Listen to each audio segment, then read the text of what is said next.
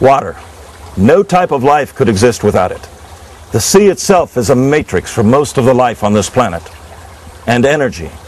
Every living thing has its own energy. Its life force, if you will. And when water and energy combine, they give us the most important component there is for sustaining life on Earth. Take this spring. Here you'll find the perfect combination of water and energy.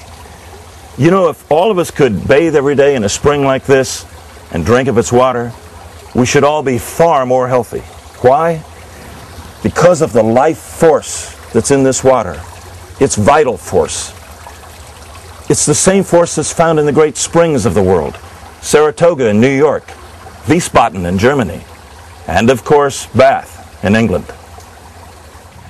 According to English legend, Bladude, the father of Shakespeare's unfortunate King Lear, founded Bath in 863 BC when he was cured of disease by bathing in its steaming swamps.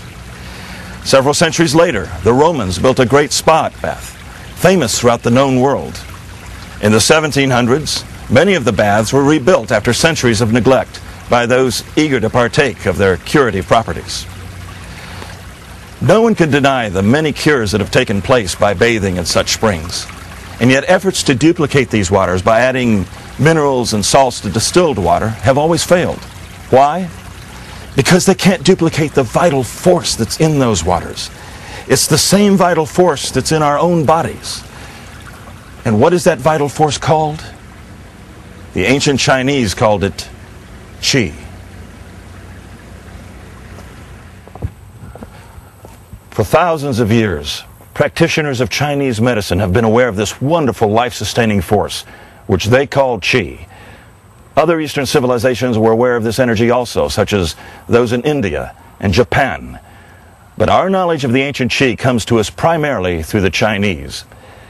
They believe that Qi is a universal force which inhabits all things, and that the health and well-being of people, of plants, of animals, of the universe itself is dependent upon a natural harmony contained within the concept of Qi.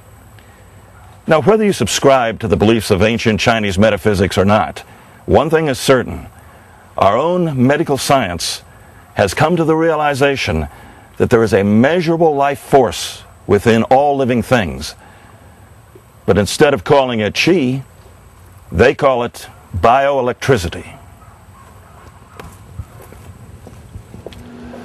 Bioelectricity, that's the electric current generated by living tissue. It's a property of all living things.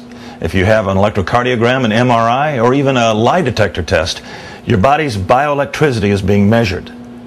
Certain diseases are diagnosed and even treated by bioelectric measurement. Now you may say, hey, this is all very interesting, but what does it have to do with this Aqua Chi machine I'm using now? Well, let's take the name itself, Aqua Chi. Aqua, Latin for water, Chi, the Chinese word for the life force we've been talking about. And what I'd like to do right now is show you how the Aqua Chi works and why it helps us so much. Come on. I'd like you to meet a friend of mine, Lisa. She's a new Aqua Chi user who has some of the same questions that most new users have. I imagine some of her questions have run through your mind too. Hello, Lisa. Hi, Ron. I'm ready for class. The Aqua Chi is a machine that can make a world of difference in your health, in your energy level, in your life. Now, those are big claims, and talk is cheap. So the first question we need to answer is, does Aqua Chi really work? And if so, how? But before we go any further, it's important that you understand a little something about the human body. As most of you know, the human body comprises billions of cells, and each one of those cells is a small factory, making life possible in everything from field mice to sequoias. And what makes a factory run? Electricity. The same force that powers the great factories of the world powers your tiny cells. And on the outside of the walls of each cell, there is a low voltage charge. This is the bioelectricity we referred to earlier. And bioelectricity involves the flux of ion gradients that is governed by the cell membrane's transport system. Hey, wait a minute. You've lost me already. Would you like to try that again? Well, we don't want to confuse anybody, but this is an important concept. You see, an ion is simply a particle at the atomic level that has an electrical charge. It can be an atom, a cluster of atoms, or a single electron.